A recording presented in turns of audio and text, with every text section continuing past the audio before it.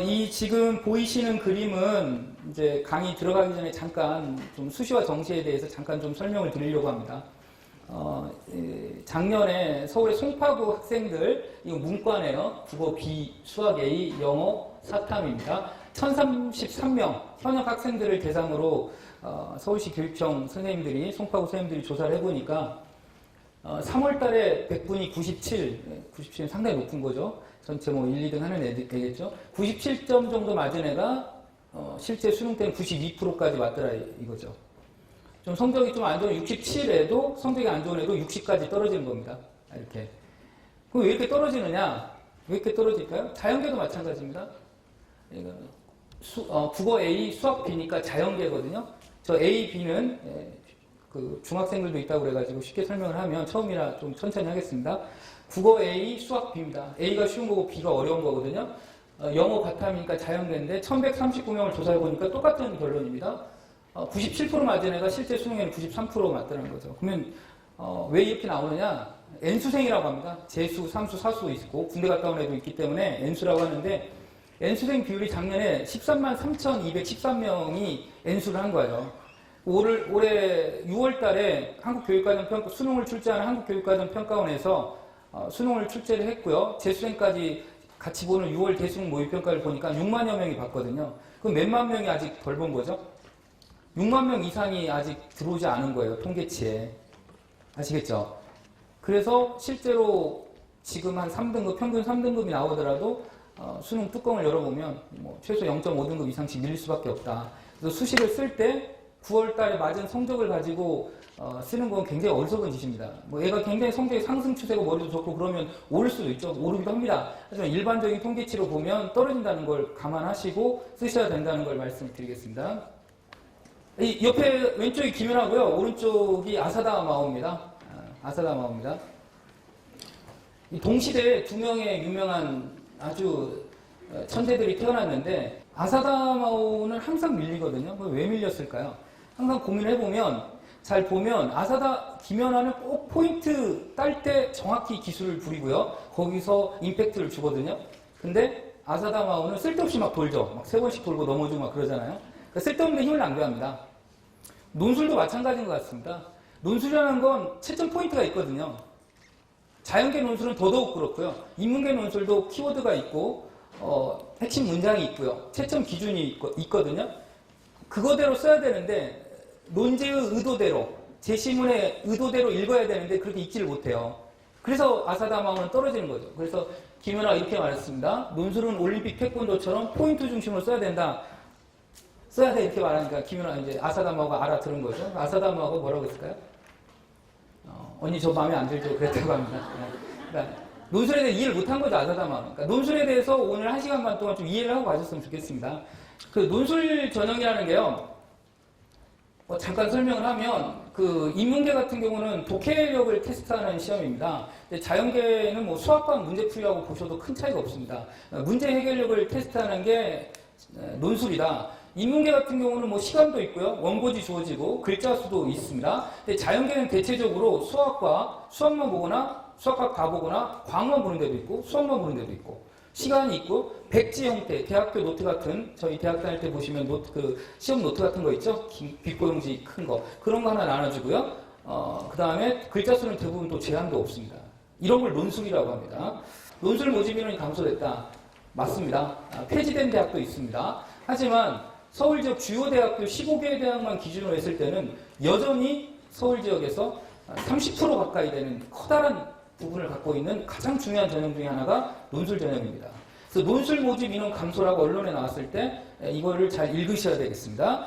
두 번째, 수능 최저학력 기준 폐지 대학이 증가했다. 서울시립대 괜찮은 대학이죠. 서울과학기술대, 건국대 괜찮은 대학 아닙니까? 근데 최저학력 기준이 폐지됐기 때문에 올해 논술은 확실히 경쟁력이 오를 것 같습니다. 그리고 지원자가 굉장히 많겠죠. 그래서 부모님들께 더운 날씨에도 오신 거고요. 세 번째, 저보고 이거 개관을 뽑아오라 해서 3개를 뽑았습니다. 11월 14일 날 제가 빅데이라고 붙였습니다. 12개 대학이 논술을 봅니다. 11월 14일 날. 15일 날도 상당히 많은 대학이 보고요. 14일 날 우리나라 대한민국 논술 시장이 완전히 들썩거릴 것 같고요. 서울 시내 교통, 경기도 일대 일부 지역에 교통이 마비될 것 같습니다. 그래서 14일이 굉장히 중요한 날이다. 그래서 14일 어떻게 볼 건지는 조금 이따 분석해 드리겠습니다. 구체적으로 보니까 연세대 같은 경우 보니까 논술이 70%, 교재 보시면 교과가 20, 비교과가 10입니다. 근데 연세대 같은 경우 여기서 비교과라는 거는 말 그대로 굉장히 범위가 넓거든요. 출결하고 봉사만 들어가느냐, 그렇지 않고 생활교과 전체를 다 보느냐, 비교과 전체를 보느냐. 연세대는 비교과 전체를 다 본다고 합니다. 근데 중대 같은 데는 출결하고 봉사만 보기 때문에 별 의미가 없습니다. 하지만 연세대는 비교과를 의미 있게 반영한다. 를 꼭 기억하시고 있다. PPT 볼 때 기억을 해놓으셔야 돼요. 연세대는 비교과를 중요하게 반영한다. 수능 최저학력 기준, 인문사회, 자연, 그 다음에 의예과, 치의예과, 의예과 볼까요? 3개 영역 이상 1등급. 자, 그러면 하나만 질문 던지겠습니다. 좀 어려운 거 들어가기 전에. 의대나 치대를 가장 쉽게 갈 수 있는 방법은 뭡니까? 수시로 가는 겁니다. 연대, 치대, 연대 의대를 가려면 3개 영역 이상 1등급 맞으면 되잖아요. 논술로. 그죠? 그렇지 않아요? 근데 실제로 연대 의대를 가려면 우리나라에 아무리 낮은데도 100분이 98% 이상이 돼야 의대를 갈 수 있거든요. 쉽게 말하면 탐구는 2개 평균으로 따지고 국어, 수학, 영어 탐구를 98 이상을 맞아야 의대를 간다는 거예요. 현실적으로. 하지만 수시에서 간다면 이렇게 맞아도 되잖아요. 1등급 3개니까 96, 뭐 35 이렇게 맞아 들어가는 겁니다. 그렇잖아요. 35 맞았다고 떨어뜨리는 일은 없거든요. 그래서 의대나 치대를 가려는 일반고 현역 학생들이 있다면 실질적으로 의대, 치대, 한의대를 갈 거면 수시 모집이 가장 탁월한 방법입니다. 정시로 가면 정말 베스트 오브 베스트 부딪히거든요. 재수생까지. 서울대 공대 다니는 애들이 서울대 의대 가려고 반수하는 상당히 많습니다. 그래서 그런 거를 그래서 논술 전형이 그래서 의대 가려는 돌파구도 될 수 있다. 그 다음 넘어가겠습니다. PPT 넘겨보겠습니다. 28개 대학입니다. 화면 한번 보시죠. 서울대 빼고 다 있어요. 웬만한 대학은. 그죠? 근데 서울대도 구술 면접이 거의 논술 형태입니다. 재심을 주고, 그러니까 말로 하면 구술이고 글로 쓰면 논술인 거예요. 서울대 구술 면접이 그래서 굉장히 어렵습니다. 서울대 빼고 다 있는 거예요. 보시죠. 그러니까 논술이 왜 열풍인지 알겠죠? 그죠? 전체를 따졌을 때 퍼센트는 적은데 수도권 대학을 중심으로 굉장히 좋은 대학이 모여 있다는 거죠. 그죠? 자, 보시고요. 넘어가겠습니다. 논술 모집 인원 한번 볼까요?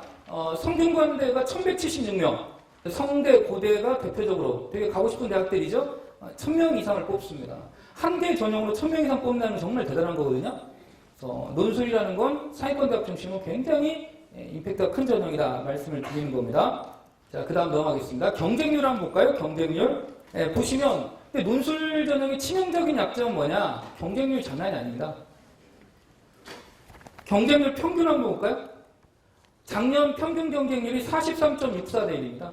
43.64대. 그럼 이렇게 논술 전형이 왜 이렇게 높냐? 왜 이렇게 높을까요? 논술 쓰는 아이들의 심리적 마지노선이 어디일 것 같습니까? 저희들이 조사를 해보니까 서울과학기술대예요. 서울과학기술대. 논술 보는 다입니다. 그러니까 아이들이 원서를 개인의 마음대로 쓰지 못합니다. 우리나라는. 가족의 명예가 올렸어요. 그래서 심리적 마지노선은 최소 대학이 서울과기대예요. 그래서 경쟁률이 셉니다. 어떤 가족 지원 성향이 강해요. 그럼 왜 논술만 그러느냐? 학생부 교과를 잘 생각해 보세요. 학생부 교과는 내신이 결정돼 있잖아요. 1에서 9등급까지 있는데 1.1이 당연히 서울대 연구대 갈 거 아닙니까? 아니, 서울대는 학생부 교과가 없으니까 그 연구대 갈 거 아닙니까? 그죠? 7등급 애들은 지방대 가겠죠. 그러니까 학생부 교과전은 이미 세팅이 끝났기 때문에 어떻게 해볼 도리가 없죠? 그냥 제끼세요. 그죠? 적성고사 전형은 좀 성적이 좀 떨어진 애들이 있으니까 제낍니다. 2개 빼요. 대표적인 전형이 논술 전형, 적성 전형, 학생부 교과 전형, 학생부 종합 전형이 있어요. 학생부 종합 전형 입학사정관제 전형이라고 하거든요. 입학사정관제 전형은 갑자기 얘가 정신 차려가지고 3학년 때 뭐 해보려니까 뭐 할 게 없잖아요. 3학년 1학기 끝나고 이제 9월 9일 또 원서 쓰니까 그럼 남은 게 뭐 있죠? 논술밖에 없는 거죠. 그러니까 애들이 논술을 묻지마 지원을 하는 거죠. 그래서 막 내신이 6등급, 7등급 논술 준비 전혀 아마 오늘 제 강의 끝나고 가셔서 집에 가서 퇴근해가지고 논술 준비하는 애들이 있을걸요? 아마? 제 생각에는 분명히 있을 거예요. 절대 그런 짓 하지 마세요. 그게 테러예요, 그런 게. 애들한테 그런 짓 하지 마십시오. 그래서 43.64대이다. 굉장합니다. 진짜 뭐 올림픽 정신을 갖고 참여해야 되는 참가하는데 의의를 둬야 되는 그런 전형일 수도 있다. 하지만 그럼 좀 긍정적인 얘기를 해달라. 허수가 굉장히 많습니다. 6월 모의평가 끝나고 준비하는 애들도 상당히 많고요. 여름방학 시작하는 애들도 상당히 많고요. 9월 대수능 모의평가 끝나고 준비하는 애들도 꽤 있어요. 그래서 제가 봤을 때는 반절 이상의 허수입니다. 실질 경쟁률은 그렇게 높지 않다는 거예요. 논술을 하는 애들이. 준비가 돼 있는 수능 최저학력 기준이 돼 있고 실질적인 준비가 돼 있는 애들은 그렇게 많지가 않아요. 제가 학생부 등급간 감점을 일일이 타다가 다쳤습니다. 잘 보시면 홍익대 좀 독특하죠? 여기 보세요. 중앙대 한번 볼까요? 중앙대 보시면 1등급은 10점이고요. 2등급이 9.96입니다. 몇 점 깎였어요? 0.04. 쭉 보세요. 내신으로 판가름할 의지가 없어요. 전혀. 홍익대 보세요.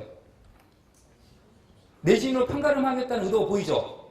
이 홍익대 같은 경우는 논술 준비 안 타가 그냥 막판에 그냥 내신 2등급, 3등급 애들이 그냥 논술 준비 안 하고 봐도 되는 거예요. 그래서 정확히 보셔야 돼요. 아시겠어요? 그러니까 정확히 논술을 굳이 넓게 보면 5등급, 좀 좁게 보면 4등급까지 내시는 아무 의미가 없어요. 아무 의미가 없습니다. 그럼 뭘로 판단할까요? 두 개 남았죠. 수능, 최저, 학력, 기준. 논술이 중요할까요? 수능이 중요할까요?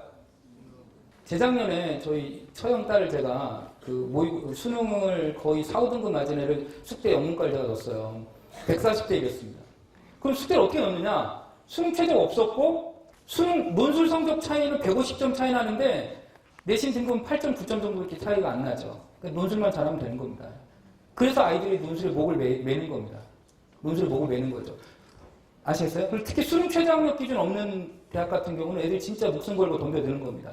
근데 아까 말씀드렸듯이 홍익대 같은 경우는 논술을 좀 못하더라도 합격할 확률이 높다. 내신의 영향력이 크다라는 걸 보죠. 그래서 이걸 보겠습니다. 이거 민국인가요? 논술 경쟁이 너무 높은 거 아니야라고 하니까 가운데에 있는 만세인가요? 수능 최저를 통과하면 실전 경쟁률은 낮아. 그러니까 첫째인 대한이가 논술뿐만 아니라 수능도 중요하구나 라고 말했습니다. 자, 그래서 수능 최저학력 기준이 있는데 관심 있는 건 이것이죠. 여기 수능 최저학력 기준 없는 대학들. 밑줄 친 데는 올해 폐지된 대학이거든요. 한번 읽어보겠습니다. 건대, 경기대, 광운대, 단국대, 서울과학기대, 서울시립대, 성균관대, 과학인재, 한국항공대, 한양대. 한양대 서울 캠퍼스입니다. 한양대가 진짜 모험적인 지원을 했죠. 수능 최저가 없습니다. 학생부 종합전형은 자기소개서 추천서 안 받습니다. 학생부 종합전형, 오늘 그 전형 설명하는 건 아니지만 한양대 같은 경우는 자기소개서도 안 받고 추천서도 안 받고 수능 최저도 없고 학생부 달랑 하나 받습니다. 논술도 마찬가지입니다. 학생부 하나 보고 논술만 봅니다. 수능 최저 없어요. 그러니까 애들이 몰려들 수밖에 없겠죠. 예, 그죠? 자, 그렇죠. 수능 최저학력 기준 그렇습니다. 제가 한양대 에이카, 제가 입시 설명에 한양대 에이카를 갔다 왔는데, 이거 한번 보세요. 재밌습니다. 건축학부 보면 모집 인원이 작년에 18명이었는데, 경쟁률이 17.2대 1이었어요. 실제 경쟁률 2.1대 1입니다. 2.1대 1입니다. 이건 수능 최저를 통과한 애들이 몇 대 1이다? 2.1대 1밖에 안 돼요. 그래도 2대 1 정도 경쟁률이 있다? 그렇잖아요. 저기 보시면 충원율이 106%죠? 그러니까 후보로 다 충원된 거예요. 다 붙은 거예요. 그러니까 수능 최저 통과한 애들은 그렇다고 다 된 거예요. 그럼 아까 손 드신 분들이 맞죠? 수능이 중요한 거네요? 라고 볼 수 있죠? 경기권에 있는 대학이나 연세대 원주나 한양대 에리카나 정도의 수능 최저 걸려있는 대학들은 수능이 굉장히 중요합니다. 수능이 굉장히 중요한데 서울권 대학들은 이게 바뀌어요. 헷갈리시나요? 경기권 대학의 논술 보는 대학은 수능이 굉장히 중요합니다. 두 가지로 나눠서 보셔야 됩니다. 하지만 서울권, 서울과학기술대, 아까 제가 말씀드렸죠? 최저점이 서울과학기술대로 그 위에부터 대학들은 상황이 바뀝니다. 여기 보세요. 수능 최저학력 기준 충족률 한번 보세요. 연세대, 이게 2015학년도인데요. 작년입니다, 작년.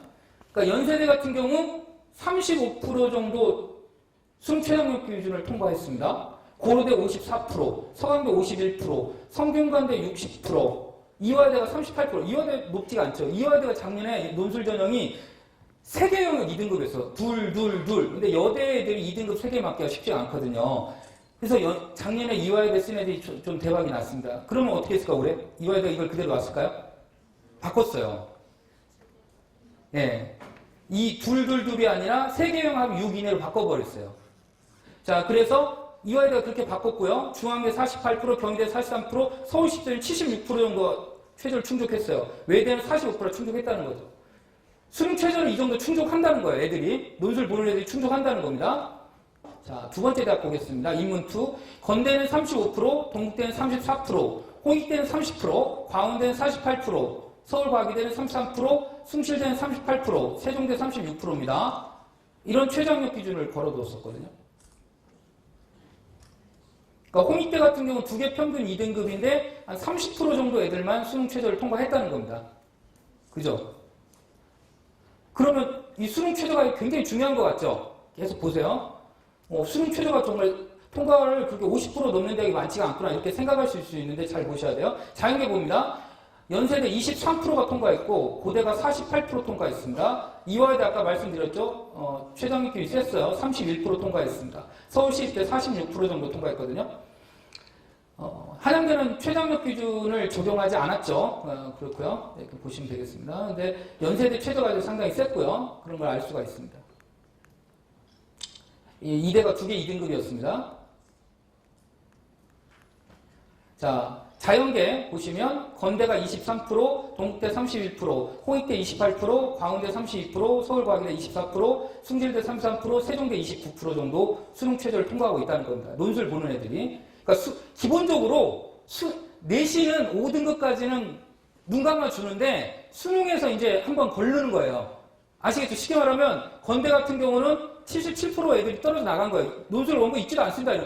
논술 원고는 수능 최저 통과한 애들 대상을 읽어요. 그렇지, 상식적으로 그렇지 않겠습니까? 애들이 그렇게 많이 다 읽고 수능 나올 때까지 기다릴 이유가 없잖아요. 수능 통과한 애들 것만 받아가지고 읽는 거예요. 아셨죠? 그러니까 채점하기 뭐 그렇게 어렵지 않습니다. 그런데 중요한 건 이게 중요한 겁니다. 그러면 수능 최저를 충족한 애들은 과연 몇 프로 붙었을까? 이게 중요한 거거든요. 잘 보세요. 제가 연세대로 좀 줄여봤습니다. 연세대로. 그래서 지원자를 712명 저희가 데이터가 들어온 게 712명이었는데 수능 최저를 충족한 애들이 이 중에서 249명이었고요. 수능 최저가 안 돼서 떨어진 애가 몇 명이에요? 463명이었단 말이에요. 그럼 최저를 통과한 애들 중에서 229명이 떨어졌어요. 이게 뭔 뜻입니까? 논술 잘해야 된다는 거죠? 수능으로 걸러주고 나서는 뭐 싸움이라는 거예요? 논술 싸움이라는 거예요. 그러니까 조심하셔야 돼요. 그냥 수능만 통과하면 된다. 이렇게 말하면 절대 안 됩니다. 수능을 최저가 통과되고 나서는 논술 싸움입니다. 수능 최저가 없는 대학은요? 논술 싸움인 거죠. 쉽게 말하면 논술을 못하면 논술은 떨어지는 거예요. 쉽게 말하면 그렇게 되는 거예요. 논술을 못하면 논술 전혀 합격할 수가 없어요. 아시겠죠? 내신이 5등급 안에 들어주고 수능 최저가 통과되고 이 두 개 산을 넘었더라도 논술에서 걸러지는 겁니다. 논술 문제를 이따 하나 쉬운 걸 하나 제가 간지로 넣어드렸는데 풀어볼 겁니다. 쉽지가 않습니다. 쉽지가 않아요. 그래서 논술이 상당히 어렵다. 그런데 애들은 6월 대수능 모의평가 보고 나서 덤벼드는 애들도 있다는 얘기예요. 쉽지 않은 전형입니다. 아시겠죠? 여기 보세요. 자, 그러면 연세대는 최저 충족률 저희가 갖고 있는 통계 보면 35%인데 최종 합격자가 몇 프로예요? 8%. 자, 하나만 더 볼까요? 이화여대 보면 최저 충족률이 38%인데 좀 높아지죠? 최저가 통과되면 붙을 확률이 더 높아진 거죠. 연대보다 더 높죠. 왜? 최저가 셌으니까. 둘이니까 의외로 셌단 말이에요. 그러니까 최저가 통과되면 붙을 확률이 높아진 거죠. 이해하시죠? 그 최저가 이런 함수는 있는데 최종적으로는 논술에서 가른다. 그 말씀 드리려고 하는 겁니다. 홍익대 보면 최저 충족률이 30%인데 최종 합격률이 홍익대 같은 경우는 27%란 말이에요. 그러니까 최저 통과하면 붙을 확률이 상당히 높아진 거죠. 그러니까 최저가 셀수록 붙을 확률이 높아지는 겁니다. 그런 말을 하고 싶은 겁니다, 제가. 자연계로 넘어가 보겠습니다. 자연계 보세요. 어느 대학교를 볼까요? 고려대를 보면 최저 충족률이 48%나 됩니다. 굉장히 높죠? 자연계에서 최저 통과율이 두 개 2등급이었거든요. 48%인데 최종 합격률 8.7%예요. 그러니까 최저 통과해도 논술을 기다리고 있는 겁니다. 최저 통과했다고 좋아할 이유가 없어요. 특히 서울 지역 애들의 강남 쪽 애들은 논술 최저학력 기준을 못 맞추는 애들이 많지가 않아요. 거의 대부분 맞춥니다. 마찬가지로 홍익대 한번 보면 홍익대 같은 경우 28%가 수능 최저를 통과했는데 최종 합격률이 29%입니다. 그 최저 통과하면 상당히 퍼센트가 높아진 거죠. 그런 걸 알 수가 있습니다. 그죠? 자, 그래서 그러면 이제 최저학력을 통과하는 게 쉽지는 않아요. 일반고 애들이. 그럼 어떤 대학이 유리할까? 어떤 대학이 유리할까요? 탐구를 2개 보는 게 유리할까요? 1개 보는 게 유리할까요? 1개 보는 게 정말 유리하겠죠. 그렇지 않을까요? 그래서 탐구 하나 보는 대학이 상당히 유리합니다. 자연계 보면 가톨릭대 일부학과, 경희대, 동국대, 성균관대 그 빅3죠. 반도체 시스템공학, 소프트웨어, 글로벌 바이오, 메디컬 엔지니어링. 100세 시대에 맞는 이런 대학들이거든요. 그 학과거든요. 저는 오히려 앞으로 21세기 지금 학생들이 살아가는 100세 시대에는 이런 과들이 좋은 것 같아요. 소프트웨어, 글로벌 바이오, 메디컬 엔지니어링 학, 이름도 버리네. 이 학과 같은 경우 성균관대에서 뭐 의대 이상으로 클 거라고 예상하더라고요. 이런 학과들 주목했으면 좋겠고요. 아무튼 탐구 하나 본다. 탐구 하나 보는 걸 왜 PPT로 만들었느냐. 정말 유리하다는 거예요. 이 학생들이 탐구를 2개 잘하는 애들이 많지가 않습니다. 의외로.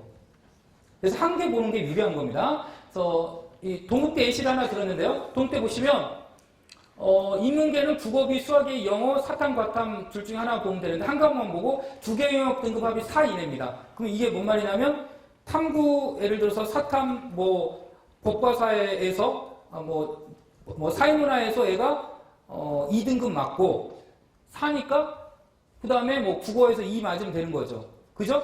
아니면 사탐 하나니까 사탐 하나에서 1 찍고 뭐 국어에서 3 맞아도 되는 거죠. 맞죠? 그러니까 상당히 동국대가 인기예요. 그래서 동국대 논술 전형이 그래서 수능 최저도 없는 데다가 탐구 하나밖에 안 보잖아요. 상당히 유리합니다, 이게. 그죠? 그러니까 애들한테 인기가 많은 전형입니다. 탐구 하나가 그래서 의미가 있는 겁니다. 그래서 최저 학력 기준이 올해 아까 폐지된 대학 많다고 그랬죠? 근데 완화까지 시켜버렸습니다.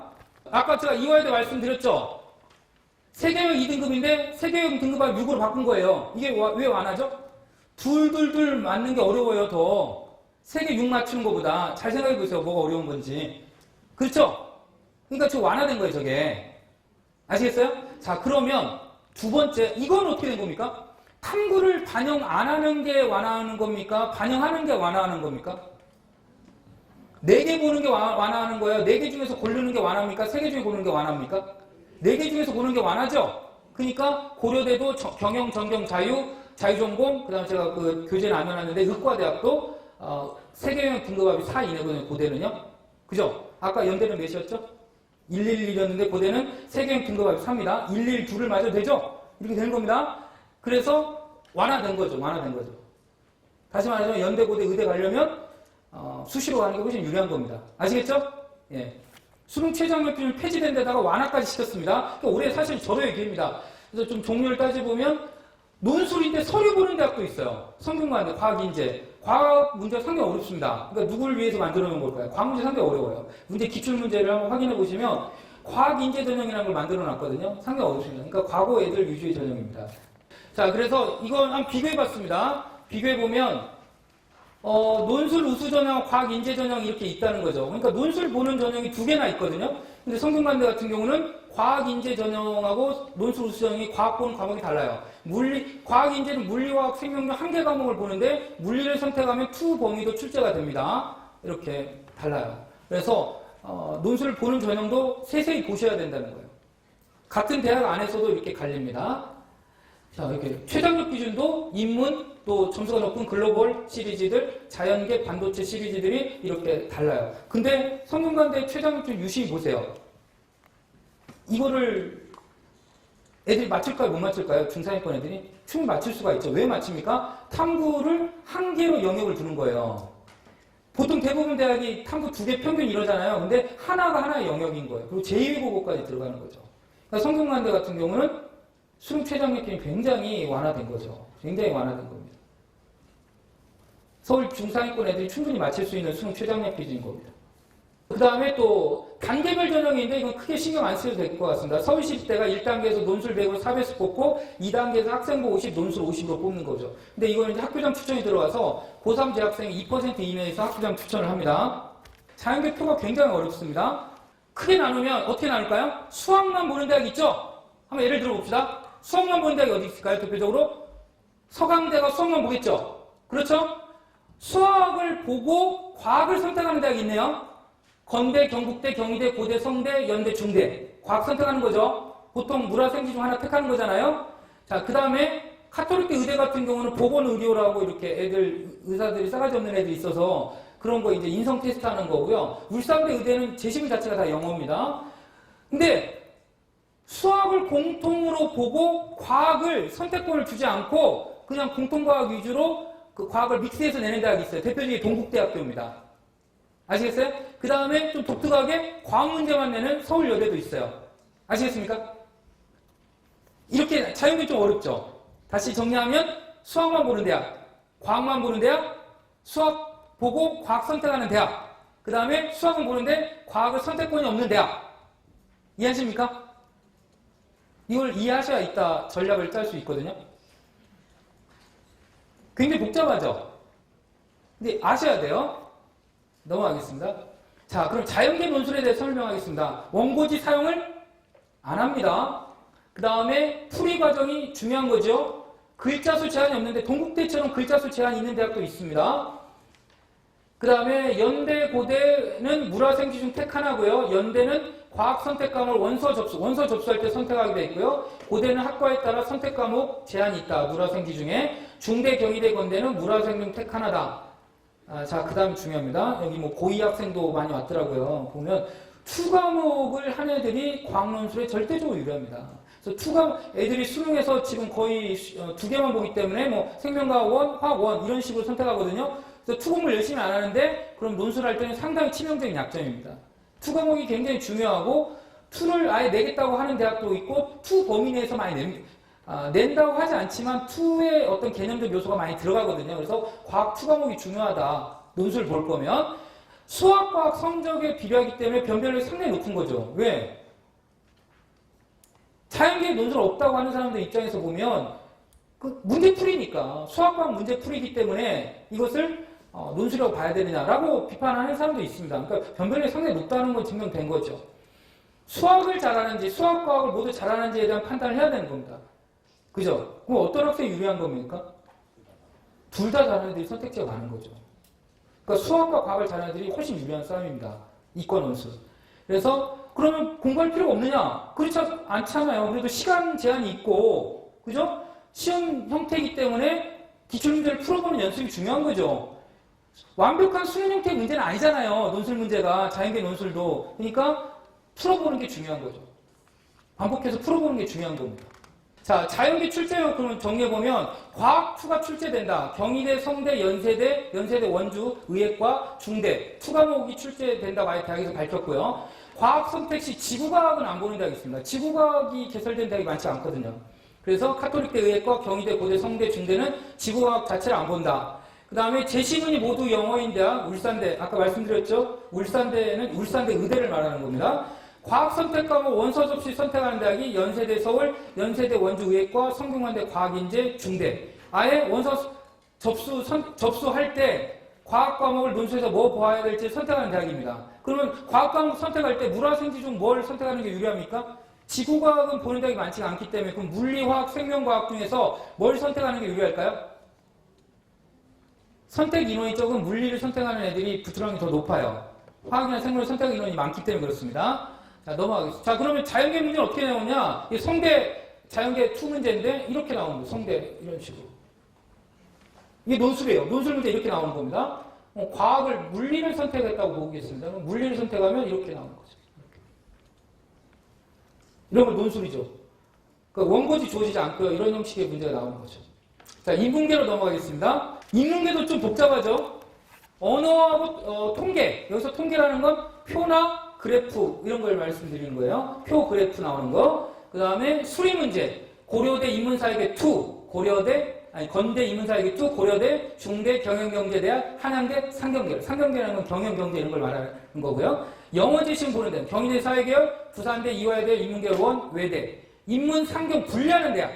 예를 들어서 건대 인문사회계 1은 뭐 국문과, 영문과 이런 데예요. 2는 이제 상경계열인 겁니다. 경영학과, 경제학과 이런 거예요. 아시겠어요? 자, 그러면 아이들의 논술 실력을 어떤 대학을 볼까 판별할 때는 보통 경희대 사회계열 문제 가지고 많이 판별하거든요. 경희대 사회계열 문제는 언어도 나오고요. 수리도 나오고 영어도 나옵니다. 그 다음에 자연계는 수학 공통이고 과학 과목 선택하게 돼 있거든요. 그래서 보통 경희대 사회계하고 경희대 자연계열 모의논술이나 기출문제 가지고 애들 풀어보게 해서 선택을 하게 합니다. 그래서 경희대 문제를 풀려본 다음에 얘가 영어를 잘 못 풀어요. 그럼 영어 보는 대학 보면 안 되겠죠. 수학 문제를 잘 못 풀어요. 그럼 어떻게 하면 됩니까? 수학 보는 대학, 예를 들어서 어디 대학교가 있어요? 한양대, 상경대나 고려대, 중대 이런 데 못 보겠죠. 그렇게 판별하는 거예요. 그러니까 지금 학생들이 관심 있게 보셔야 될 게 수리 보는 대학하고 영어 보는 대학을 기억해 놓으셔야겠죠. 그죠? 예를 들어서 내가 영어를 못한다. 이화여대 인문계열 원 보는 게 쉽지가 않다는 거죠. 그 다음에 외국어대 보는 게 쉽지가 않겠죠. 영어가 취약하다면. 그 말씀을 드리는 겁니다. 이 화면 기억나십니까? 이 사람이 거의 결승전 다 와가지고 이 사람 이름이 뭐 어디 까먹었습니다. 엉뚱한 데로 들어갑니다. 이 사람이. 엉뚱한 길로 들어갑니다. 그래서 누가 탔죠? 이승훈이 탔잖아요. 그죠? 그래서 논술은 아까 올림픽 태권도라고도 말했지만 논술은 레인 경기다 라고도 설명이 됩니다. 그래서 레인을 따라가야 됩니다. 그 레인을 따라간다는 게 뭐다? 뭔 뜻이냐? 레인을 따라간다는 게 룰을 지켜야 된다는 거죠. 논술의 룰은 뭐냐면 논제의 요구사항입니다. 논제의 요구사항만 제대로 지켜도 부드러운 게 50%가 넘어갑니다. 애들이 잘 안 지켜요. 막 풀어버립니다. 논제도 읽지 않고 지가 생각나는 대로 막 씁니다. 논제의 요구사항, 그러니까 쉽게 말하면 문제를 제대로 읽고 제시문만 읽어도 충분히 풀 수 있는 문제, 합격권에 가까워지는데 애들이 그 규칙을 잘 지키지 않거든요. 자, 그래서 한번 딱 이쯤 시즌에 졸릴 것 같아가지고요. 문제 하나 풀겠습니다. 간지로 제가 논술 문제 하나 넣어드렸습니다. 그럼 문제를 어떻게 내느냐? 이게 건대 인문사역의 원 모의 논술 문제입니다. 문제 1. 나에 제시된 사회 구성원의 주사약 사용과 효용, 그리고 후생 수준에 관한 설명이 가에서 언급되는 이익 평등 고려 후 원칙에 부합하는지 여부에 대해 논술하시오. 400에서 600자 안으로 써야 됩니다. 600자 넘어가면 안 되겠죠? 400자 미만으로 내려가면 안 됩니다. 40자입니다. 1번 문제입니다. 제시문 가 한번 쭉 읽어보시고 밑에 제시문 나오는 되게 어렵게 생긴 표가 나옵니다. 쭉 한번 읽어보세요. 한인의 사이트에 올려놨다 풀어보시라고. 건대 모의논술 문제였습니다. 이렇게 내겠다는 거예요. 올해. 한번 쭉 보세요. 어렵지 않기 때문에 나눠드린 겁니다. 푸시기 어려우면 나눠드리지 않았습니다. 쭉 한번 보세요. 주사약을 사용해야 되는데 효용, 뭐 행복이라고도 표현될 수 있고 후생이라고 표현하기도 했네요. 그 후생 수준에 관한 설명이 가에서 언급되는 제한 조건이 뭐예요? 이익 평등 고려의 원칙에 의거해서 제시문 나를 읽으라는 얘기입니다. 다르게 생각할 수 있으니까 제한 조건을 둔 겁니다. 제한을 해주는 거죠. 이익 평등 고려의 원칙이라는 말이 가에 나오거든요. 그거 원칙에 의거해서 나를 읽으라는 겁니다. 이대로만 풀면 됩니다. 어렵지 않다는 거예요. 논제대로만 풀면 대학 졸업한 선생님들이나 학부모님도 풀 수 있다는 겁니다. 쭉 한번 읽어보세요. 어렵지 않습니다. 그래서 잠깐 좀 도와드린 공리주의는 뭐냐면요. 최대 다수의 최대 행복입니다. 많은 사람들의 누리는 행복, 효용감이 크면 클수록 그게 더 선하고 좋다는 뜻이거든요. 어떤 고통 없이 행복감이 큰 게 좋다는 게 공리주의입니다. 그 공리주의 중에서 이 피터 싱어라는 사람인데요. 이 선호 공리주의자인데요. 그 사람의 이론을 써놓은 건데 그런 거 전혀 몰라도 풀 수 있습니다. 두 가지 조건이 뭐가 있습니까? 우선 이익을 계산할 때 이익 자체만 고려하고 누구의 이익인지는 고려해서는 안 되고 이게 평등 원칙입니다. 그러니까 아프리카 사람이든 미국 사람이든 똑같이 미국 사람이니까 더 그 사람을 고려하고 아프리카 사람 고려하지 않는다는 그런 원칙입니다. 두 번째 조건이 뭡니까? 그리고 모든 면에서 동등한 대우를 해야 된다는 것이 아니라 예에서 나온 것처럼 효용이 더 큰 쪽을 따라서 효용이 더 큰 쪽을 따르는 게 공리주의라고 하거든요. 그러니까 쉽게 말하면 제시문 그대로 읽으면 됩니다. 중학생도 풀 수가 있어요. 그러니까 평등을 고려하되 똑같이 대우하지 말라는 거예요. 두 가지 원칙이. 그걸 읽어내면 건대를 붙는 겁니다. 만약 이게 실제 기출문제면. 그러니까 평등을 고려하되 똑같이 대우하지는 말라는 뜻이었습니다. 자, 그러면 제시문 가에 다리가 부러진 사람인가요? 희재야? 네. 다리가 부러진 사람은 제시문 나에 누굽니까? A요. 그럼 조금 상처난 사람은? B요. 예. 얘는 건대 붙은 겁니다, 이제. 박수 한번 쳐주세요. 얘는 지금 뭘 풀었죠? 조건이 몇 가지라는 걸 이해한 거죠? 두 가지라는 걸 알았고, 두 가지 조건이라는 걸 알았고, 이걸 재시문가의 두 가지 조건을 뭐에 연결했죠? 재시문 나에 연결했죠? 그러니까 논술이란 거 어렵지 않습니다. 인문 논술은 재시문 간의 상관성을 풀어나가는 겁니다. 그러니까 재시문가와 재시문나를 연결만 해주면 되는 겁니다. 여기 보세요. 저 중간쯤 보면 가 지문을 적용해서 이익평등 고려 원칙이 두 가지 측면을 지니고 있음을 이해하고 있어야 한다를 20% 배점을 준 겁니다. 그 다음에 저 위에 보면 나에 제시된 후생 수준에 관한 수치를 근거로 구성원 A가 다리가 부러진 사람이고 구성원 B가 넓적다리에 상처를 입어 조금 아파하고 있는 사람은 대응할 수 있어야 된다. 20%입니다. 어렵지 않다는 겁니다. 논제대로만 풀면 되거든요. 건대는 뭘 강조하는 거죠? 표나 그래프의 해석 능력을 보고 싶은 거죠. 그러면 자, 이거 잠깐 보겠습니다. 표 그래프 해석 문제가 증가할 거라고 보여집니다. 그러니까 올해 건대나 서울시립대나 이렇게 수능 최저학력 기준이 폐지되거나 완화한 대학이 증가했기 때문에 뭐다? 수리 논술 문제 안 내는 대학이 수리 논술 문제를 내는 게 아니라 표나 그래프 문제가 증가할 거라고 보시면 되는 겁니다. 지금 고2 학생들 유심히 보시면 됩니다. 그런데요, 여기 보세요. 우리 학생들이 정말 표나 그래프 좀 암기 공부에 위주로 하다 보니까 표 그래프 간단한 것도 보지를 못해요. 제가 음영 쳐놨죠? 아래 표를 해석하고 그것이 행복과 소득, 자유의 관계에 대해서 시사하는 바를 밝히시오. 제가 음영을 왜 쳐놨을까요? 음영 친대면 도움 되거든요. 그러니까 쉽게 말하면 100만 원 미만 소득대하고 300만 원 이상 소득대만 비교해서 쓰면 돼요. 이거 보세요. 100만 원 미만인 사람들은 뭐가 많아요, 지금? 여가 많죠. 300만 원 이상 버는 사람, 좀 300만 원 이상이 좀 문제를 잘못 낸 것 같긴 한데요. 한 1000만 원 이상 정도 했어야 되는데 아무튼 300만 원 이상이면 여가가 어때요? 적죠? 너무 단순하죠. 근데 애들은 어떻게 하는지 아세요? 지금 교수님은 어떤 출제 의도로 냈어요? 제일 위에 거하고 제일 아래 거만 비교하면 되는 거예요. 근데 애들은 어떻게 비교합니까? 4개 다 비교합니다. 그러니까 시간도 없고 제대로 핵심을 못 찍는 거죠. 자, 그 다음에 또 어려운 얘기 하겠습니다. 지금 100%가 가로로 맞춰져 있나요? 세로로 맞춰져 있나요? 애들이 그것도 몰라요. 가로로 100이죠? 표를 볼 때 가장 먼저 뭘 보아야 됩니까? 표를 볼 때 가장 뭐부터 봅니까? 제목부터 보죠. 제목부터 먼저 본 다음에 그 다음 이 논술 문제 나오면 가로 100인지 세로 100인지부터 먼저 봐야 됩니다. 그게 가장 기본이거든요. 그죠? 그 다음 뭐 합니까? 시계열 분석, 추세열 분석만 하면 돼요. 제일 센 거, 극단적인 거 2개만 비교하면 되거든요. 근데 얘들 그걸 안 해요. 그래서 이게 어렵다고 막 학원 다니고 수비 논술하고 다니고 이런 게 이게 수비 논술입니까? 아니잖아요. 그래서 이렇게만 쓰면 됩니다. 제가 오늘 학원비를 아껴드릴게요. 몇 배 증가했다, 몇 배 감소했다. 몇 퍼센트 증가했다, 몇 퍼센트 감소했다. 이렇게 시계열 분석, 추세 분석만 해도 합격권에 듭니다. 제가 모의논술 채점을 여러 군데 들어가 보니까 몇 배 증가했다라고 쓰는 애들도 거의 없어요. 표가 기니까 애들 막 이것저것 비교해야 됩니다. 그러니까 극단적인 2개 사례만 비교하면 돼요. 아시겠어요?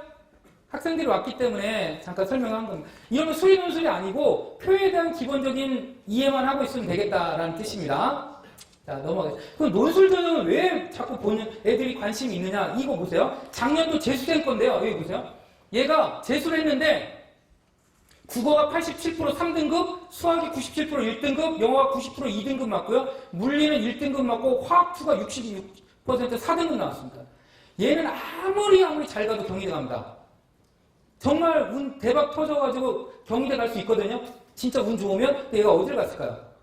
연세 고려대를 붙습니다. 왜? 연세대 고려대학교 수능 최저학력 기준을 가까스로 통과해버린 거죠. 연세대는 1111 맞아도 떨어지는 대학이에요. 그죠? 괜찮아요. 96 맞아가지고 연세대 경영과 붙을 수가 없거든요. 근데 이름이 붙잖아요. 그러니까 논술이라는 게 잘하면 대박이 날 수 있는 논술 준비를 수능 내신을 좀 4등급 이내에 들고 그 다음에 수능 최저학력 기준 통과가 되고 논술 준비가 돼 있다면 아마 대한민국이 이렇게 대박을 칠 수 있는 역전을 시킬 수 있는 전형이 거의 없습니다. 그것도 논술, 적성고사 대학은 좋은 대학이 많지 않죠? 근데 논술 보는 대학은 우리나라 서울대표가 최상위권 대학이기 때문에 아이들이 이렇게 매달리고 있는 겁니다. 이런 애들이 발생하거든요. 자, 그럼 어떤 정도 그럼 내신 애들이 붙느냐? 이 평균 성적을 알아보니까 숭실대 같은 경우 인문계는 내신 3.4, 경상계는 3.8, 자연계는 3.9, IT계는 3.8. 그러니까 문 닫고 들어간 애들은 한 4점대 넘는 애들, 내신이. 내신 4가 넘는 애들이 문 닫고 들어간 겁니다. 논술 전형으로. 그죠? 자, 그러면 좀 센 대학 볼까요? 중대 보시겠습니다. 중대 보면 학생부 교과 전형은 여기 보세요. 국제물리학과가 1.09입니다. 1.09. 수능체제가 있었을까요? 없었을까요? 오늘은 이게 주제가 아니지만 말씀드리면 수능체제가 있었을까요? 없었을까요? 한번 맞춰보세요. 있었습니다. 세계 영역 2등급이었습니다. 세계 영역 합이 6이내였거든요. 세계 영역 합이 6이내로 상당히 높았음에도 불구하고 1.09예요. 아시겠죠? 학생부 교과 전형은 마음대로 건드려 못 건드려 그러니까 애들이. 학교에서도 웬만하면 못 건드는 겁니다. 공부 잘하는 애들 내신도 좋아야 되고 뭐도 좋아야 돼요. 수능 최저도 좋아야 되니까. 근데 논술 전형은 2.43입니다. 평균이. 논술도 내신 높네? 근데 중대는 상위 10개, 인문계는 국영수사, 자연계는 국영수 과탐에서 상위 10개 등급만 끌어간 거예요. 10개 과목만. 애들이 보통 3학년 때까지 20개 이상을 배우거든요, 과목을. 그 중에서 10개만 봤다고, 10개만. 10개만, 그러니까 쉽게 말하면 수학 하나 빵꾸난 거 괜찮아요. 그거 버리고 10개만 뽑아갔음에도 2.43이니까 실제로 상당히 후한 거죠. 해볼만 한 거죠. 10개만 보는 데서 2.43 나왔으니까. 그죠? 자연계도 제가 써놨네요. 상위 등급 10개다. 라는 얘기고요. 자, 지금 자연계도 보시면 의대 내신 1.6입니다. 1.6. 자연계는 2.49죠. 의대 보는 애들이 내신 1.6짜리들도 중대 의대를 갔다는 거죠. 아시겠죠? 1.0에서 1.5 애들만 의대 가는 게 아니라는 거예요. 논술 전형은. 그 말씀 드리는 겁니다. 아시겠죠? 자, 이제 또 조금 어렵습니다. 좀 정신 차리고 들으셔야 돼요. 다 비교할 수가 없으니까 동국대 서울하고 건대 서울하고 홍익대 서울이 10월 10일 날 보내요. 셋 중에 하나 선택해야죠. 동대가 좋은 대학입니까? 건대가 좋은 대학입니까? 홍익대가 좋은 대학입니까? 이런 얘기를 하면 안 돼요. 이거는 굉장히 유치한 질문입니다. 어떤 대학이 이 학생에게 궁합이 잘 맞는지를 봐야 돼요. 아시겠어요? 그 세계대학은 세계대학이 논술을 본단 말이에요. 자연계 논술을 보는데 어떤 대학을 선택해야 되느냐? 내신이 좋고 좀 더 안전하면 홍익대다. 아까 말씀드렸죠? 내신이 강하다 홍익대는. 자, 그러면 건대는 수능에 자신이 없지만 이게 뭔 말이에요? 건대는 수능 봐요 안 봐요? 안 보니까 논술에 자신이 있다면 건국대. 그 다음에 모집 인원도 살펴봐야겠죠? 모집 인원도. 이렇게 하시면 안 돼요. 예를 들어서 야 항공대가 논술 134명 뽑고 경기대는 120명 뽑아. 그러니까 항공대 써. 이렇게 쓰면 정말 나쁜 선생님입니다. 정말 나쁜 학부모고 나쁜 학원 선생님입니다. 왜? 그 대학의 모집 인원이 아니라 무슨 인원을 살펴야 돼요? 그 자기가 지원하려는 학과의 모집 인원을 살펴야죠? 항공대 같은 경우는 문과 20명밖에 안 뽑아요. 그러니까 자기가 뽑는 학과를 살펴보셔야 돼요. 그래서 경쟁률, 자신에게 맞는 논제 유형, 그 다음에 뭐 수학 같은 경우는 예를 들어서 뭐 고대는 뭐 기하와 벡터가 많이 나오고, 뭐 다른 대학은 뭐 서강대는 확률과 통계가 많이 나온다. 기출문제 풀면 애들이 뭐 하루 만에 다 정리됩니다. 3개월간 거 다 풀어보시면서 기출 유형 파악하시면 됩니다. 단원하고. 그 다음 또 뭘 살펴봐야 될까요? 건대는 수학 공통에다가 물화생 선택입니다. 이게 뭘 의미하죠? 수학과 모두 잘해야 되겠죠? 그렇죠? 그런데 홍익대는 뭡니까? 수학만 보죠? 수학만 잘하고 과학에 자신 없는 학생이 써야겠죠? 그렇죠? 그러니까 이렇게 다르는 겁니다. 야, 그래도 건대가 낫지 않을까? 이렇게 분석하는 게 아닙니다. 그렇게 감상적으로 분석하는 게 아니라 아주 세밀하게 분석을 하셔야 되는 거죠. 자, 그러면 한번 볼까요? 홍익대는 제가 그래서 내신이라고 써놨습니다. 내신이 중요하니까 자연계인데 178명 뽑고요. 10월 10일 10시에 봅니다. 시간이 굉장히 중요합니다. 진짜 이따 얘기 드릴게요. 그 다음에 한계 2등급이고 건축학과는 한계 1등급입니다. 과탐 2개나 보네요. 건대는 자연계 291명 뽑고 10시에 봅니다. 수능체도 없습니다. 당연히 탐구도 안 보겠죠. 동국대 229명 뽑고 4시 반에 봅니다. 두 개 합이 5 이내입니다. 그러니까 2하고 3 나와도 되는 거죠. 맞죠? 그 다음에 과탐은 아까 말씀드렸죠? 탐구 몇 과목만 본다? 한 과목만 본다. 그죠? 두 탕 뜰 수 있겠네요. 체력만 좀 두 탕 뜰 수 있겠죠? 어떻게, 그러니까 홍대 보고 나서 홍대가 저기 신촌에 있으니까 동국대가 그렇게 멀지 않죠? 아버지의 힘이 필요한 거 이때는. 근데 제가 진짜 불행한 것도 봤어요. 가톨릭 때, 죄송해요. 가톨릭 때 저기 입학 팀장님, 처장님 오셨는데, 죄송한 얘기인데, 가톨릭 때를 시험으로 갔는데, 얘가, 아버지가 운전하러 갔는데, 아버지가 인천으로 간 거예요. 그런 거 제가 봤어요. 그런 거 봤습니다. 그러니까, 아버지가 지리 못하고 운전 못하시면 이제 이때는 진짜 영원하게 아버지 이제 욕 먹는 거죠. 그래서 10시에 딱 시험 보고 딱 정문에서 픽업해가지고 달리는 거죠.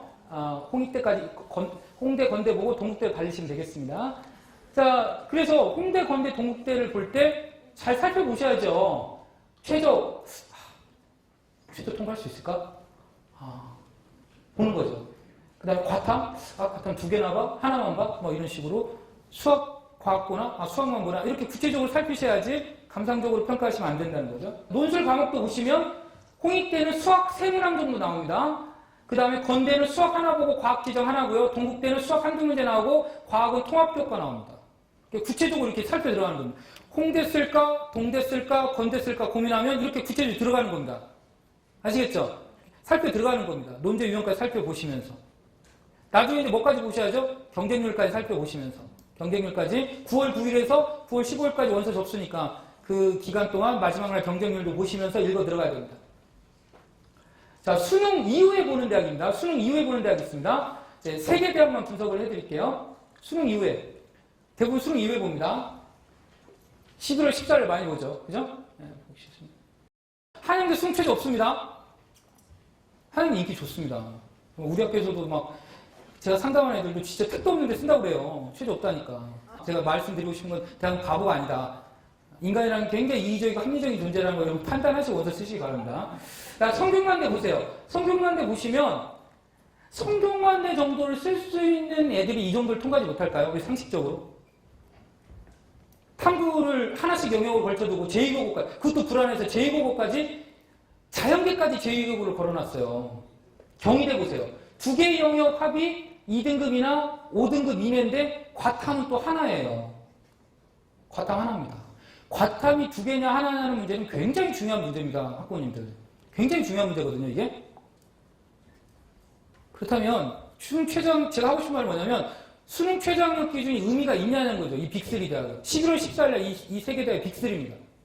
수능 최저학력 기준이 의미가 있나요, 없나요, 이게? 없어요. 하위권 애들, 상향 지원한 애들, 아까 가문의 영광으로 쓰는 애들은 영향이 있겠지만 일반적으로 어느 정도 논술 준비하는 애들은 이 수능 최저는 무의미하다. 빅3 이외에도 숭실, 세종, 서울과기대, 서울여대 등 다양한 선택지가 가능하므로 대부분 학생들이 응시할 것으로 보이며 경쟁률 분산 효과도 당연히 흩어지기 때문에 예상되는 거죠. 자, 그러면 이 붙을 확률이 있을까 없을까요? 자, 이제 제가 물어보겠습니다. 얘가 어차피 상경계열 쓰면 상경계열만 씁니다. 절대 안 쓰, 애들 절대 눈높이 안 낮춥니다. 야, 그러지 말고 한양대 인문계열 쓰지. 절대 안 낮춥니다. 상경계열 애들 끝까지 상경계열 씁니다. 그러면 한양대 찍고 성균관대 글로벌로 땡깁니다. 얘가 붙을까요? 떨어질까요? 올림픽 정신 갖고 참여하는 애가 아니고 제대로 된 준비가 돼 있으면 붙을 확률이 있어요, 이거. 전 붙는 애들 많이 봤습니다. 왜 붙을까요? 어차피 논술 준비가 돼 있다면 그렇게 어려운 싸움 아니에요. 아버지가 운전만 잘해주시면. 붙는 애들 많이 봤어요. 그러니까 한양대 11시 끝나고 답안지 걷고 뭐 이렇게 하다 보면 12시 땡겨서 성균관대 서울 명륜동까지 왕십리에서 명륜동까지 한 1시간 좀 더 걸릴까요? 12시에서 1시 충분히 밥 먹고 들어갈 수 있습니다. 그죠? 밥 먹고 충분히 들어가겠죠? 볼 수 있다는 거예요. 이렇게 쓰는 애들 많아요, 강남에. 왜? 한양대 좋은 거 어딜까요? 파이낸스 경영 찍고 글로벌 경영 찍으려는 애들 많습니다, 이렇게. 어차피 논술 준비했으니까. 그러니까 수능 이후에 논술 준비는 현실적으로 가능한가요? 불가능한가요? 불가능합니다. 수능이 언제 보시는지 아세요? 12일날 봅니다. 12일날 수능 보는데 3일 만에, 이틀 만에 논술 준비를 할 수가 있어요? 없습니다. 이미 논술은 지금 거의 지금 게임이 거의 끝나가고 있는 게임이에요, 사실은. 됐죠? 자, 어떤 조합도 가능하죠, 이렇게 보면? 어떻게도 가능하죠? 성균관대 인문 8시인가요? 인문 보고 한양대 인문 5 봐도 되겠네요. 그렇죠? 이해하시죠? 이렇게 땡겨도 된다는 거죠. 조합이 많아요. 두 땅 뛸 수 있게 이 대학들이 그렇게 짠 거예요. 자기들이 만나서 술 한잔 먹고 야 이렇게 좀 두 땅 뛰게 하자. 경쟁을 높여야지니까 의도적으로 이렇게 짜는 거예요. 당연하게 한양대 파이낸스 경영 찍은 애들이 성균관대 글로벌 경영 쓰려고 하잖아요. 근데 둘 중에 하나만 쓰면 얘도 얼마나 억울할까요? 그냥 두 땅 뛰게 만들어 놓은 거죠. 15일도 있네요. 오전에 서강대 찍고 오후에 경희대 봐도 되겠네요. 10시에 경영학부 보고 서강대가 신촌에 있으니까 11시 40분 끝나고 나서 이거 조금 아슬할 수도 있는데 경희대까지 경영학과 볼 수 있는 거죠. 가능하죠? 두 땅 뛸 수 있는 거죠. 체력만 되고 논술 실력이 된다면 가능한 겁니다. 두 땅이 뛸 수 있는 겁니다. 이렇게도 가능하죠. 경희대 찍고 경희대 호스피털리티 경영학부 찍고 서강대 사회과학부 찍고 이렇게 할 수 있는 거죠. 자 이제 정리를 좀 해보겠습니다. 논술이 왜 중요하느냐? 여기 보세요. 빨간색 보이세요? 2에서 4등급 사이 애들이 합격률이 가장 높은 전형이 뭡니까? 논술입니다. 2에서 4등급 애들은 학생부 교과전형이나 종합전형보다 논술전형이 훨씬 유리해요. 아니, 학생부 교과보다는 논술이 유리한 거죠. 그래서 2에서 4등급 애들은 대체적으로 논술이나 학생부 종합전형이 이거 통계적으로 기저율이라고 하는데 기저율이 높은 겁니다. 자연계도 마찬가지입니다. 저 빨간색 보세요. 2에서 4등급 사이 애들의 기저율은 어디에 있다? 무슨 전형이다? 논술인 겁니다. 그러니까 내신이 2에서 4면 뭔 생각을 해야 된다? 논술을 한번 써봐야겠다는 생각을 하셔야 돼요. 2에서 4등급인데 학생부 교과 자꾸 건드리면 안 돼요. 2에서 4등급 사이에 내신이 뜨면 논술을 써봐야겠다는 생각을 하셔야 되는 게 정상적인 사고죠. 2에서 4등급 애들의 기저율은 논술이 돼야 됩니다. 그래서 제가 논술이라고 해놨습니다. 논술이라고. 2에서 4등급 애들은 우선 논술에 관심을 가지셔야 되는데 의외로 논술에 대해서 좀 편견이 많으신 것 같습니다. 자, 그러면 논술은 정말 한번 해볼만 한 건지 제가 증명을 좀 해드리겠습니다. 이게 선행학습 영역평가인데요. 예전에는 채점 기준, 모범 답안 이런 거 거의 공개 안 했어요. 그런 의무도 없었고. 하지만 이제는 선행학습 영역평가에 따라서 이 논술 시험을 치고 나서 대학교들이 채점 기준이나 모범 답안을 공지하게 돼 있어요. 이렇게. 그렇기 때문에 집에서도 얼마든지 스스로도 공부도 할 수 있고 공교육 안에서도 논술 준비가 된다는 겁니다. 교육과정 안에서 출제가 됩니다. 저도 이 선행학습 영역평가 논술위원으로 여러 번 들어갔는데 교육과정 어디서 냈는지 교과서 페이지 수까지 다 적게 나오게 돼 있습니다. 이게. 그래서 준비가 가능하다. 그 다음에 대학마다 친절하게 이렇게 논술 가이드북, 여기 고3, 고2 학생들 지금 논술 준비하는 학생이 있다면 집에 가서 뭐 해야 돼요? 선행학습 영역평가 다운받아서 출력하시고요. 아버님들은 뭐 해야 돼요? 그 파일 받으셔가지고 회사에서 사장님 없을 때, 과장님 없을 때 출력해갖고 오셔야 됩니다. 출력해 오시고 대학교 가면 그냥 줍니다. 근데 대학교 가기 전화하면 중대는 보내주기도 하더라고요. 카톨릭 때라 제가 카톨릭 때 거 넣어놨어요. 논술 가이드북 얼마나 친절하냐? 여기 보세요. 이렇게까지 다 해놨어요. 이런 식으로 채점까지 다 이렇게 하면 틀린다. 형식은 B뿔이고 내용은 A다. 이렇게 다 해놨습니다. 이렇게 가이드북이 대학마다 논술 가이드북이라고도 돼 있고 논술 백서라고도 돼 있어요. 그러니까 이런 것들 좀 다운받아서 보셨으면 좋겠습니다. 논술 문제가 교과서에서 EBS 지문에서 나오다 보니까 작년부터 논술 패턴이 조금 바뀌었어요. 어떻게 바뀌었냐면 사회적 쟁점이나 딜레마를 많이 냅니다. 협력해야 되느냐, 경쟁해야 되느냐, 시장이냐, 정부냐, 근대냐, 탈근대냐, 동아냐, 다문화냐, 이기심이냐, 이타심이냐 이런 문제가 나오기 시작합니다. 이게 작년부터 논술 유형이 이런 식으로 좀 바뀌기 시작했습니다. 그럼 논술 접근 방법이 구조적 접근 방법. 논술 문제를 아주 파야 돼서 막 구조적으로 접근하고 해야 문제를 풀 수 있었는데 이제 그렇게 못 냅니다. 제시문 자체도 대학 교재에서 못 나오고요. 교과서나 EBS에서 출제되다 보니까 구조적 접근이 어려워지고 있다. 그래서 2015학년도 이후에 이런 NI 논술, 신문이나 신문에서 많이 나오고 있고 주제별 논술이 많이 나오고 있다는 거죠. 그래서 제가 조정래 씨입니다. 태백산맥 쓴 사람. 그러니까 이게 해놨더라고요. 한겨레 신문과 중앙일보의 사설을 비교 분석할 수 있도록 한지면은 논평가를 많이 스크랩한다. 그러니까 이렇게 글 잘 쓰는 분들도 이렇게 뭐 한겨레 유명한 히트 상품이 사설 속으로잖아요. 한겨레하고 중앙 사설 비교하는 거 굉장히 논술 공부에 도움이 되거든요. 이렇게 하고 있다는 거죠. 그래서 이렇게 뭐 한겨레 신문사 보니 이 한겨레처럼 그 신문 사설이나 이런 것들 쟁점된 걸 모아놓고 있거든요. 그 주제 논술 공부하기 딱 좋습니다.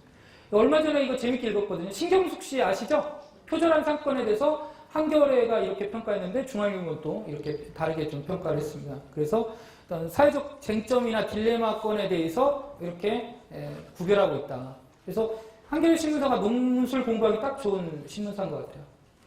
자, 이제 논술고사 정리를 하겠습니다. 제시문이 쉬워졌습니다. 교과서와 EBS 교재에서 나옵니다. 근데 조심하셔야 돼요, 이게. 교과서가 쉽나요? 교과서가 어려운 건 다 들어있지 않습니까? 오히려. 그래서 제시문이 교과서와 EBS에서 나오니까 착시현상이 있는 겁니다. 굉장히 쉬울 거다. 하지만 제시문을 교과서와 EBS에서 출제하다 보니까 어떻게 대학교들은 방어를 해야겠죠. 그래서 논제를 더 많이 낸다던가 제시문 수를 늘리는 방법을 택했습니다. 그래서 논술이 쉽다고는 말을 못하겠어요. 저같이 논술 가르치는 사람 입장에서는 논술이 쉽다고는 말을 못하겠습니다. 근데 제시문은 친근합니다. 왜? 학교에서 배운 거니까. 학교 수능 특강이나 수능 완성에서 나온 거기 때문에 친근합니다. 그런 점에서는 굉장히 장점이지만 쉽다고는 함부로 말을 할 수는 없을 것 같다. 착시효과일 수도 있다. 착시현상일 수도 있다. 아까 말씀드린 대학별고사 선행학습 영역평가 결과를 필독해라. 여기에 채점 기준이 다 나와 있습니다. 그러니까 다시 말하면 논술 가이드북이나 논술 백서가 있는 대학은 거기에 다 실려 있는데 그런 걸 안 내는 대학은 대부분 선행학습 영역평가가 입학처 홈페이지에 탑재되어 있습니다. 이걸 꼭 다운받으셔가지고 채점 기준이나 출제 의도를 읽으셔야 됩니다. 그러니까 다시 말하면 교육과정 안에서 출제되고 있다는 건 긍정적인 현상이다. 세 번째 보시면 전년도 모의논술, 기출 올해 모의논술 필독해야 된다. 가장 중요한 건 뭘까요? 올해 모의논술입니다. 최근 3개년간 거는 필요한가요? 필요하지 않습니다. 자연계 논술은 일부 필요해요. 뭐가 필요하다? 어떤 단원에서 수리 논술이 나오는지는 파악해야겠죠. 그러니까 3년간 기출문제 모의논술을 펼쳐놓고 어떤 단원에서 나왔는지를 체크는 하시되 실제 문제풀이는 작년도 모의논술, 작년도 기출, 올해 모의논술을 풀어보는 게 좋고 역시 가장 중요한 거는 올해 모의논술이 아주 가장 중요하다. 그래서 올해 모의논술을 시간을 재고 정확히 풀어봐야 된다. 6월달, 9월달 대수능 모의평가처럼 수능이 나오듯이 대학교 논술도 대부분 모의논술 형태로 나오기 때문에 그렇습니다. 꼭 풀어보시기 바랍니다. 아까 주제별 논술이 끝난 다음에는 실전 논술 집중적으로 연습하자. 이게 뭔 말이냐면 성균관대 문제, 숭실대 문제, 인하대 문제, 경희대 문제 비슷하거든요. 그러니까 성대 쓰는 애가 경희대 써도 됩니다. 인하대 써도 되고 숭실대 써도 되는데 성대 문제하고 숙대 문제는 완전히 달라요.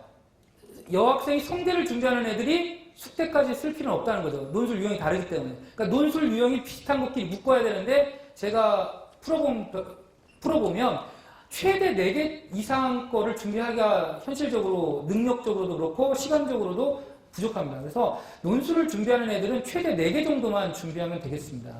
6개 쓴다는 거는 이렇게 아시면 돼요. 제 논술 6개 썼대. 그렇게 거의 대부분 그런 애들은 재수하는 겁니다. 붙을 확률이 적어요. 그런 애들 대부분. 그런 애들 대부분 가문의 성향에 따라서 지원하기고 어떤 심리적으로 지원하기 때문에 노력하는 애들이나 준비하는 애들이 아니거든요. 그래서 자, 그 다음에 아까 말씀드렸죠? 수능이 최저가 되고 논술을 준비했다면 소신 지원하자. 아까 말씀드렸죠? 그 통계치 보셨죠? 수능 최저가 됐다고 끝나는 게 아니라 논술에서 논술은 판가름 된다라는 거 말씀을 드렸습니다. 자, 이 말을 꼭 드리고 싶습니다. 9월 이후에 준비하지 마세요. 재수를 생각하는 거 아니면 입시 설명이 왔더니 야 논술이 좋다더라. 괜찮은데 이렇게 혹해가지고 쓰시면 안 됩니다. 9월 이후에는 정말 자제해야 되고요. 논술 전형만큼 상향 지원하는 대학도 많지 않은 것 같아요. 얘들 기본적으로 숭실대 정도 갈 애들이라고 저희가 판단하는 애들이 성대를 찔러요.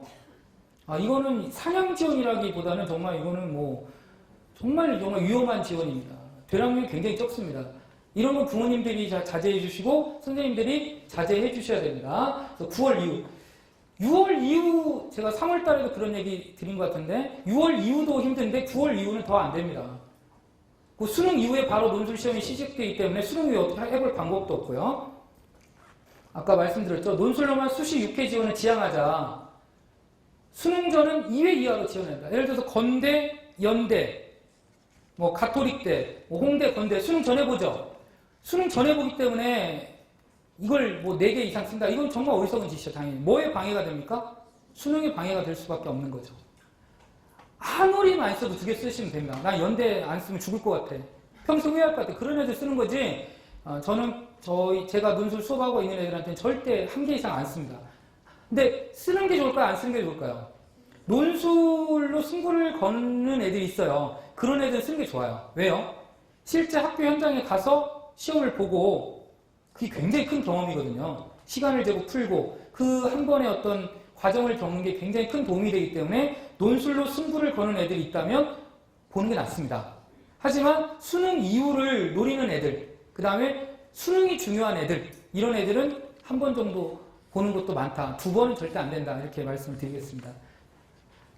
자, 여기까지 했네요.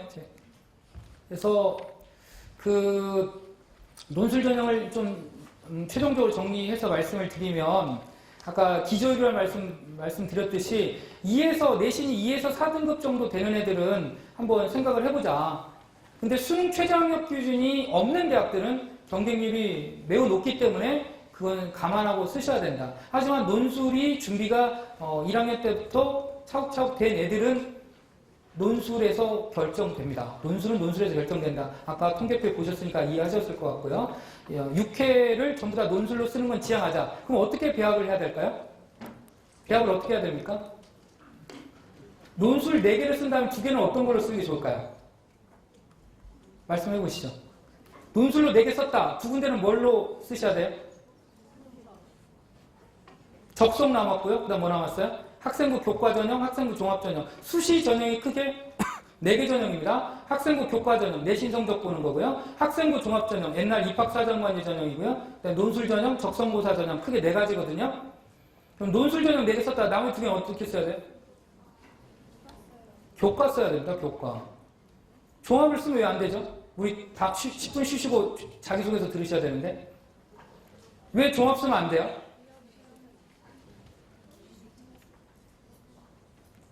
논술에 필적할 만큼 글쓰기가 어려운 게 뭐죠? 자기소개서입니다. 준비기간이 1달 이상 걸립니다. 굉장히 또 꼼꼼하게 보면 몇 달 이상 걸리거든요. 종합전형 준비하려면 비교과 활동도 많이 해야 되고요. 경력 활동을 많이 해야 되거든요. 그래서 논술 4개하고 학생부 교과 2개로 묶으셔야 됩니다. 자, 그러면 역으로 말하면 학생부 종합을 4개 썼다. 2개는 뭐 써야 됩니까? 종합으로 4개 썼어요. 당연히 2개는 뭐 써야 됩니까? 교과로 쓰는 거죠. 교과로 써야겠죠. 그죠? 교과는 내놓고 뭐 면접 보는 대학도 있지만 면접 안 보는 대학도 있고 그냥 수능까지 수능만 보면 돼. 수능 보고 나서 결과 기다리는 대학이 태반이거든요. 그죠? 아시겠어요? 자, 그렇다면 교과 전형은 근데 2개 찔러야 되는데 근데 제가 이렇게 말씀을 드렸잖아요. 논술 4개, 교과 2개, 종합 4개, 교과 2개. 근데 애들이 절대 이렇게 안 씁니다. 오늘 마지막 말씀드리고 끝내겠습니다. 10분 쉬겠습니다. 왜 안 쓸까요, 애들이? 제가 설명했는데요. 애들이 왜 안 쓸까요, 이렇게? 논술 4개 쓰고 교과 2개 애들 절대 안 씁니다. 학교에서 애들 선생님하고 맨날 싸웁니다. 왜 그렇게 안 될까요? 제가 말씀드렸는데요, 아까. 네? 교과는 너무 높아요. 그러니까 애들의 눈높이하고 안 맞아요. 애들의 눈높이는 교과로 동국대를 쓰려고 한단 말이에요. 동국대 교과가 다 1.5에서 한 1.8 사이 형성돼 있어요. 그러니까 그 1.5에서 1.8에 있는 애들이 일반 고등학교 반에서 2등, 3등 하는 애들이에요. 2, 3, 4등 하는 애들이 동국대를 안 쓰려고 그래요. 1.5에서 1.8 애들은 동국대가 가 있지 않고 어디가 있어요? 성균관대 명륜동을 달리고 있어요, 지금. 그러니까 안 써요. 그렇게. 절대 안 씁니다. 그러니까 비극이 시작되는 거예요. 그러면 얘가 동국대를 수능에 갈 수 있냐? 아까 수능에 몇만 대군이 기다리고 있어요? 13만 대군이 칼을 들고 서 있습니다. 현역의 목을 따기 위해서 기다리고 있습니다. 동국대 못 가거든요. 숭실대를 성균관대를 논술로 쓰는 애들이 동국대를 거의 대부분 정시로 못 갑니다. 보면. 근데 동국대를 안 씁니다. 중요한 거. 그래서 문제가 비극이 시작돼요. 그래서 논술 4개 쓰고 교과 2개를 부모님들하고 담임선생님들 설득을 해야 됩니다. 논술 6개 다 쓰면 안 되고요. 학생부 종합도 6개 다 쓰면 안 됩니다. 제일 좋은 건 학생부 교과를 6개 쓰면 좋은데 대한민국에 그렇게 6개 까면 아마 하나도 없을걸요? 제가 봤을 때 아예 그냥 공부 포기한 애들 말고는 10분 쉬었다가 자기소개서 들어가겠습니다.